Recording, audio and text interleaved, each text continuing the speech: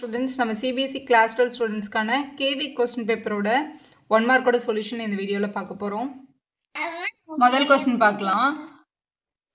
ஏக்கு ஒரு 3x3 matrix கொடுத்துட்டு இது சிங்குலர் மேட்ரிக்ஸாக இருந்தால் லாம்டா வேல்யூ என்னன்னு கண்டுபிடிங்க அப்படின்னு சொல்லியிருக்காங்க. சிங்குலர் மேட்ரிக்ஸ் அப்படின்னா அதோட டிட்டர்மினன்ட் வேல்யூ 0ன்னு அர்த்தம். அப்போ கொடுத்துருக்க 3x3க்கு டிட்டர்மினன்ட் கண்டுபிடிச்சிங்கன்னா அதோட வேல்யூ 0. டிட்டர்மினன்ட் ஆஃப் ஏயோட வேல்யூ 0 அப்படின்னு அர்த்தம். டிட்டர்மினன்ட் கண்டுபிடிக்கிறேன் எந்த ரோ எந்த காலம் வேணாலும் யூஸ் பண்ணலாம். நம்ம யூஸ்வலாக முதல் ரோ யூஸ் பண்ணுவோம் இல்லையா. ஸோ 4 இது கூட நீங்கள் மல்டிபிள் பண்ண வேண்டிய டேர்ம். இந்த 4 இருக்க இந்த ரோவையும் காலமையும் க்ளோஸ் பண்ணிவிட்டு அந்த ரிமைனிங் இருக்கிற இந்த 2 5 1 3 அவங்களோட வச்சு இந்த டிட்டர்மினன்ட் ஃபார்ம் எடுக்கணும். செகண்ட் நம்பர் வந்து இங்கே மைனஸ் லாம்டா. இங்கே உள்ளே எழுத வேண்டிய நம்பர் இந்த ரோ காலம் ரெண்டுத்தையும் ஹைட் பண்ணிட்டோன்னா 0 5 1 3ன்னு கிடைக்குது. அடுத்த நம்பர் இங்கே -3 இருக்குது. ஆக்சுவலாக ப்ளஸ் தான் நம்ம யூஸ் பண்ணுவோம். இங்கே இருக்கிறது மைனஸ்ன்றதுனால -3ன்னு போட்டு இந்த -3 இருக்க ரோவையும் காலமையும் க்ளோஸ் பண்ணிட்டோன்னா 0 2 1 1 அப்படின்னு இருக்குது. அப்போ 0 2 1 1 இப்படி எழுதிக்கோங்க. எழுதிட்டு டிட்டர்மினன்ட் வேல்யூ 0 தான் ஏன்னா சிங்குலர் மேட்ரிக்ஸ். 4 மல்டிபிள் பை இதை எப்படி பண்ணோன்னா 2 3s are 6 மைனஸ் போட்டுட்டு தான் இவங்களை மல்டிபிள் பண்ணோம். அப்போ இங்கே 5ன்னு கிடைக்கும். இதே மாதிரி மற்ற டேர்ம்ஸும் மல்டிபிள் பண்ணிக்கோங்க. ஸோ நம்மளுக்கு கிடைக்கிற ஃபைனல் வேல்யூ இது உள்ள 1 இருக்குது. 4 1s are 4. இங்கே மைனஸ் இன்ட்டு மைனஸ் 5 லாம்டான்னு கிடச்சிருக்கு. இங்கே மல்டிபிள் பண்ணும்போது +6 அப்படின்னு கிடச்சிருக்கு. இங்கே இது ரெண்டுத்தையும் ஆட் பண்ணால் +10 அந்த பக்கம் எடுத்துகிட்டு போகும்போது -10 ஆகிடும் which is equal to 5 lambda. அப்போ lambda is equal to multiple இருக்க 5 இங்கே எடுத்துகிட்டு வந்தால் டிவிஷனுக்கு எடுத்துகிட்டு வரும். இப்போ இதை கேன்சல் பண்ணும்போது -2 அப்படின்னு கிடைக்குது. -2 தான் உங்களோட கரெக்ட் ஆன்சர். உங்களோட சி ஆப்ஷனில் இருக்குது பாருங்கள். அடுத்த மேட்ரிக்ஸில் இருந்து பாருங்கள். ஸோ ஏன்றது ஒரு ஸ்கொயர் மேட்ரிக்ஸ் ஆஃப் ஆர்டர் 3 இருந்ததுன்னா A into adjoint of A இங்கே வந்து ஒரு மேட்ரிக்ஸ் கொடுத்துருக்காங்க. A into adjoint of A is equal to இந்த மேட்ரிக்ஸில் இருந்து 7 நம்ம காமனாக வெளியில் எடுத்துட்டோம் அப்படின்னா நமக்கு உள்ள 1 0 0 0 1 0 அந்த மாதிரி ஒரு ஐ மேட்ரிக்ஸ் கிடைக்கும். ஸோ 7i அப்படின்னு எழுதிடலாம். நம்மளோட பேசிக் ரூல் என்ன அப்படின்னு கேட்டிங்கன்னா ஏ இன்ட்டு அஜாயிண்ட் ஆஃப் ஏ கேட்டாலும் சரி இல்லை அஜாயிண்ட் ஆஃப் ஏ இன்ட்டு ஏன்னு கேட்டாலும் நம்மளோட basic formula determinant of A into. So இதான் நம்மளோட பேசிக் ரூல். இதில் டிட்டர்மினன்ட் ஆஃப் ஏக்கு நேராக கொஸ்டினில் 7 அப்படின்னு கொடுத்துருக்காங்க. அப்போ ஃப்ரம் த கொஸ்டின் நமக்கு கொடுத்துருக்கிற வேல்யூ என்னென்னா டிட்டர்மினன்ட் ஆஃப் ஏயோட வேல்யூ 7 அப்படின்னு கொடுத்துருக்கதா அர்த்தம். இப்போ கேள்விக்கு வரலாம். Find the value of determinant of A நம்ம கண்டுபிடிச்சிட்டோம். அடுத்து இங்கே என்ன கேட்டிருக்காங்கன்னு பாருங்கள். டிட்டர்மினன்ட் ஆஃப் அஜாயிண்ட் ஆஃப் ஏவையும் கண்டுபிடிச்சி இது கூட என்ன பண்ண சொல்லியிருக்காங்க, ஆட் பண்ண சொல்லியிருக்காங்க. Determinant of adjoint of A அப்படின்றதோட formula determinant of A power n - 1 அப்படின்றது தான். nன்றது ஆர்டர் ஆஃப் மேட்ரிக்ஸ் இங்கே 3ன்னு கொடுத்துருக்காங்க கொஸ்டினில். டிட்டர்மினன்ட் ஆஃப் ஏயோட வேல்யூ 7, n வந்து 3ன்னு கொஸ்டினில் இருக்குது -1. அப்போ 7 பவர் 2 நம்ம ஆட் பண்ணால் நமக்கு 49 கிடைக்குது. டிட்டர்மினன்ட் ஆஃப் ஏ 7 இதோட வேல்யூ 49 ரெண்டுத்தையும் ஆட் பண்ணும்போது நமக்கு 56 அப்படின்னு கிடைக்குது. B option correct answer. Next பாருங்கள். Let A B the set of countries and relation R and the set A is defined as x, y என்றது ரிலேஷனில் வரணும்னா எக்ஸுக்கும் ஒய்க்கும் சேம் காமன் பவுண்ட்ரி இருக்கணும் அப்படின்னு சொல்லியிருக்காங்க. இப்போ இதில் ரிஃப்ளெக்சிவ் சிமெட்ரிக் ட்ரான்சிட்டிவ் ப்ராப்பர்ட்டி ட்ரூவான்னு பார்க்க சொல்கிறாங்க. இப்போ வந்து ஒரே ஒரு கண்ட்ரி ஏன்ற கண்ட்ரி எடுக்கிறோன்னு வச்சுக்கோங்களேன். ஏன்றதோட பவுண்ட்ரி ஏன்ற பவுண்ட்ரி வந்து சேம் தான். அப்போ அது வந்து ரிஃப்ளெக்சிவ் வந்து கண்டிப்பாக ட்ரூ தான். ரிஃப்ளெக்சிவ் வந்து ட்ரூ வரும்.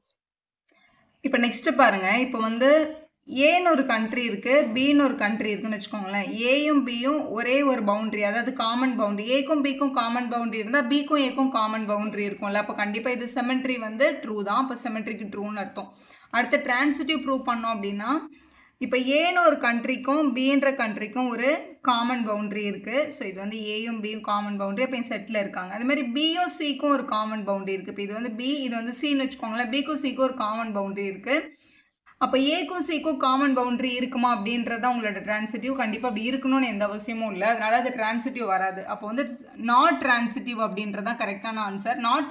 நாட் டிரான்சிட்டிவ்னு எங்கே கொடுத்துருக்காங்க அப்படின்னு பாருங்கள். நாட் டிரான்சிட்டிவ்ன்றது சி ஆப்ஷனில் தான் கொடுத்துருக்காங்க. அதுதான் நம்மளோட சரியான ஆன்சர். நெக்ஸ்ட் பாருங்கள். மேட்ரிக்ஸில் இருந்து let A B the square matrix of order 3. ஆர்டர்னா n அப்படின்னு அர்த்தம். ஸோ என்னோட வேல்யூ 3 அப்படின்னு கொடுத்துருக்காங்க கொஸ்டினில்.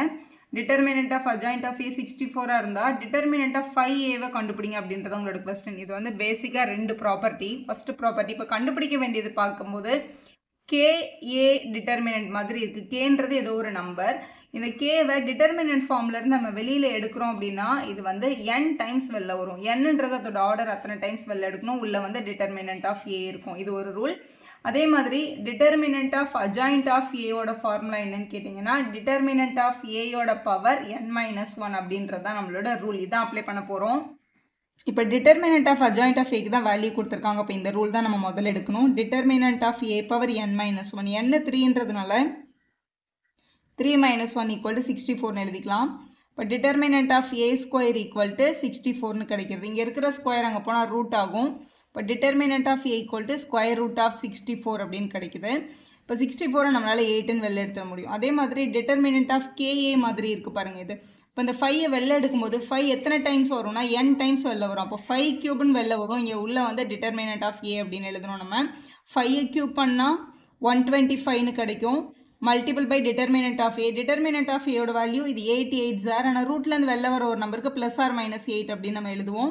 இப்போ இங்கே ப்ளஸ் ஆர் மைனஸ் 8னு வந்திருக்கும். 8 × 125 வேல்யூ 1000. ஸோ இங்கே ப்ளஸ் ஆர் மைனஸ் 1000 அப்படின்றது உங்களோட கரெக்ட் ஆன்சர். உங்களோட டி ஆப்ஷனில் இருக்குது பாருங்கள். அடுத்த கொஸ்டின் பாருங்கள். இப்போ alpha and beta are the roots of the equation சொல்லி ஒரு டிட்டர்மினன்ட் ஃபார்ம் கொடுத்துருக்காங்க.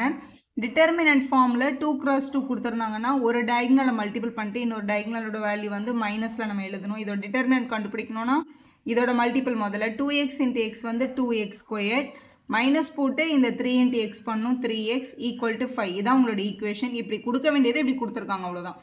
ஆல்ஃபாவும் பீட்டாவும் இந்த ரூட்ஸோட ஈக்குவேஷனாக இருந்ததுன்னா ரூட்ஸாக இருந்தது அப்படின்னா ஆல்ஃபா ப்ளஸ் பீட்டாவை கண்டுபிடிங்க அப்படின்னு சொல்லியிருக்காங்க. ஸோ இது வந்து 2x² minus 3x minus 5 equal to 0 அப்படின்னு எழுதிக்கலாம். இதை ஃபேக்டரைஸ் பண்ணி அதுலேருந்து வர ரெண்டு ரூட்டில் ஒன்று ஆல்ஃபா ஒன்று பீட்டா அப்படின்னு எடுத்துகிட்டு போய் கண்டுபிடிக்கிறத விட நம்ம கிளாஸ் 10ல் படித்தோம்ல, sum of the root alpha plus பீட்டாக்கு ஃபார்முலா என்ன, -b/a அப்படின்னு நம்ம படிச்சிருக்கோம் டேரெக்டாகவே. ஸோ மைனஸ் போட்டு பிக்கு பதிலாக இங்கே என்ன இருக்குது, -3 இருக்குது. அப்போ -3 டிவைடட் பை ஏக்கு பதிலாக கொஸ்டினில் 2 இருக்குது. அப்போ இங்கே 2னு போட்டுக்கலாம். மைனஸ் மைனஸ் கட் ஆகிடும். அப்போ 3/2 அப்படின்றது உங்களோட கரெக்டான ஆப்ஷன். அது உங்களோட சி ஆப்ஷனில் இருக்குது பாருங்கள். நெக்ஸ்ட் கொஸ்டின் பாருங்கள். If the function f of x is equal to modulus of x plus 1 plus modulus of x plus 2 is not differentiable at p and q, then the value of p plus q என்னன்னு கேட்டிருக்காங்க. pன்ற பாயிண்ட்லையும் qன்ற பாயிண்ட்லையும் இது வந்து differentiate ஆகலை. இது வந்து மாடுலஸில் கொடுத்துருக்காங்கல்ல. இப்போ மாடுலஸில் இப்போ இந்த டேர்மை 0 பண்ணுறது என்ன நம்பர்னு பாருங்கள். இப்போ இந்த இடத்துல -1 போட்டால் தானே இந்த டேர்ம் வந்து என்ன ஆகும், 0 ஆகும். அப்போ ஆக்சுவலாக சரி, இந்த இடத்துல -1 போட்டால் தானே 0 ஆகும். -1 விட சின்ன நம்பர் எடுக்கும்போது நெகட்டிவ்லையும் அதை விட பெரிய நம்பர் எடுக்கும்போது இது பாசிட்டிவ்லேயும் வரும். அப்போ இந்த கிராஃபோட டேர்னிங் பாயிண்ட் வந்து -1ல் நடக்கும் இந்த பார்ட்டுக்கு. இந்த பார்ட்டோட டேர்னிங் பாயிண்ட் பார்க்கும்போது -2ல் நடக்கும். ஏன்னா -2 + 2 தான் 0 ஆகும். -2 விட கம்மி நம்பரில் நெகட்டிவும் அதேமாதிரி பாசிட்டிவில் வந்து பாசிட்டிவ் வேல்யூவும் எடுக்கும். ஏன்னா மாடுலஸ் வந்து வி ஷேப்டு கிராஃப். அது வந்து எந்த இடத்துல 0 ஆகுதோ அந்த இடத்துல தான் வந்து டேர்ன் ஆகும் கிராஃப். அப்போ இந்த இடத்துல திரும்புகிற இடம் வந்து -1, இங்கே வந்து திரும்புகிற இடம் வந்து -2. அப்போ இந்த -1 -2 தான் உங்களோட P and Q வேல்யூ. அப்போ ரெண்டு பேரையும் ஆட் பண்ணால் -3 கிடைக்குது. அதான் உங்களுக்கு கேட்டிருக்காங்க. -1 + -2 -3 பி ஆப்ஷன் கரெக்டாக இருக்குது. அப்கமிங் கொஸ்டினை நீங்கள் ட்ரை பண்ணிவிட்டு கமெண்ட் பாக்ஸில் ஆன்சர் சொல்லுங்கள். வீடியோ யூஸ்ஃபுல்லாக இருந்தால் ஒரு லைக் போடுங்க, உங்கள் ஃப்ரெண்ட்ஸ்க்கும் ஷேர் பண்ணுங்கள். Subscribe our channel for more videos.